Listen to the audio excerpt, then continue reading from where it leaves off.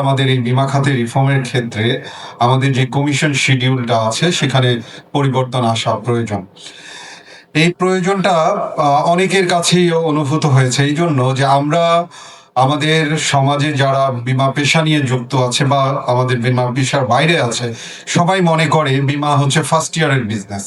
So কেন first ইয়ারের business? কারণ ফার্স্ট ইয়ারেই তো বেনিফিটটা আছে, তারপরে আর কোনো লং টার্ম বেনিফিটটা নেই। যেহেতু লং টার্ম বেনিফিট নেই, তাহলে ক্যারিয়ার প্রফেশনালরা কিন্তু এখানে তার লং টার্ম ক্যারিয়ার আর চিন্তা করে না। মনে করে আমি এখানে কিছুদিন থাকবো, কিছু ফার্স্ট ইয়ার ইনকাম করব, এবং তারপরে আমি হয়তো অন্য খাতে চলে যাব। এই যে ট্রানজিশন, এই ট্রানজিশনটাকে তাকে লং টার্ম ক্যারিয়ারে উদ্বুদ্ধ করে না, কারণ সে ভবিষ্যতে কি পাবে। সো আজকে এই যে প্রস্তাবনার থেকে যে বিষয়টা আসছে, এই নিয়ে যদি আরো দীর্ঘ আলোচনা আসে এবং এখানে যারা অ্যাকচুয়ারি আছেন তারা এই বিষয় নিয়ে আরো সিরিয়াস হন, আমাদের রেগুলেটররা যদি আরো বেশি সিরিয়াস হন, তাহলেই শুধুমাত্র আমরা এই বিষয়ে একটা প্রফেশনাল ডেভেলপমেন্ট আনতে পারবো, এবং তারা তাদের ক্যারিয়ারে যে সমৃদ্ধ আয় হবে সেই আয়ের সাথে মাথায় রেখে, কমিটমেন্টকে মাথায় রেখে তারা এখানে ক্যারিয়ার করতে পারবে। ইন্স্যুরেন্স আসলে আমরা সবাই জানি একটা কমিটমেন্ট উইথ আওয়ার কাস্টমার্স। আমরা যাদের কাছ থেকে পলিসির প্রিমিয়াম নিচ্ছি তাদেরকে আমরা এক ধরনের লং টার্ম কমিটমেন্ট করি।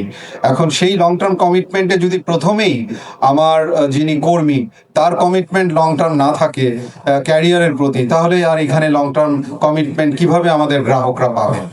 এবং এর সাথে সঙ্গতিপূর্ণ যে বিষয়টা আমাকে আলোচনা করতে বলা হয়েছে সেটাই যদি আমি ফোকাস করি, তাহলে আমরা দেখব যে আমরা সবাই মনে করি বীমা দাবি আমার পাওয়া উচিত, কিন্তু তার আগে আমরা গ্রাহকরা যারা এই পলিসিগুলো কিনছেন তারা কিন্তু এটাকে এক ধরনের বিনিয়োগ মনে করেন, এবং বিনিয়োগের অন্যান্য যে পোর্টফোলিও আছে তার সাথে তুলনামূলকভাবে বিচার করেন যে আমি ব্যাংকে টাকা রাখলে আমি টাকাটার সাথে সাথে তুলে ফেলতে পারছি, আমার সেখানে অধিক মুনাফা পাচ্ছি, বা রিয়েল এস্টেটে ইনকামের গ্রোথ বেশি, অথবা স্টক মার্কেটে ইনকাম করলে অনেক বেশি গ্রোথ, অনেক বেশি রিটার্ন। তাহলে বীমা কি আসলে রিটার্ন না প্রোটেকশন?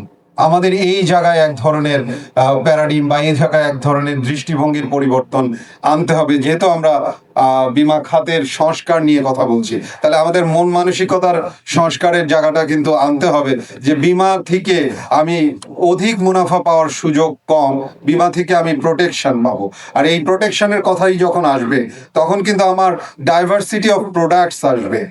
আমি শুধুমাত্র এখন মেয়াদি বীমা বা সঞ্চয়ী বীমা এর মাধ্যমেই পড়ে আছি। আজকে আমাদের যেই 36টা কোম্পানি, সবারই কিন্তু তিন কিস্তি, 5 কিস্তি, অথবা এই এন্ডোমেন্ট প্রোডাক্ট নিয়ে প্রোডাক্ট ছাড়া আর কিন্তু তেমন প্রোডাক্ট নেই। আমরা যদি গ্লোবালি প্রোডাক্ট জেনারেশনের কথা বলি, এন্ডোমেন্ট হচ্ছে সেকেন্ড জেনারেশন প্রোডাক্ট, এখন 4th জেনারেশন প্রোডাক্ট গ্লোবালি চলছে, যেটা ইউনিট লিঙ্কড প্রোডাক্ট। এখন বীমাকে যদি আমরা বিনিয়োগ খাতের সাথে তুলনামূলকভাবে দেখতে যাই, তাহলে আমাকে দু ধরনের প্রোডাক্ট ডাইভার্সিটিতে আসতে হবে। একটা হচ্ছে টার্ম ইন্স্যুরেন্স, যেখানে হেলথ এবং আমাদের অন্যান্য প্রোটেকশনকে এনশিওর করবে। আরেকটা হচ্ছে রিটার্ন, যার কারণে আমাদের সেকেন্ডারি মার্কেট অথবা money market, bond market strong হলে আমি সেখানে ইনভেস্টমেন্ট রিটার্নের ইন্স্যুরেন্স প্রোডাক্ট আনতে পারবো।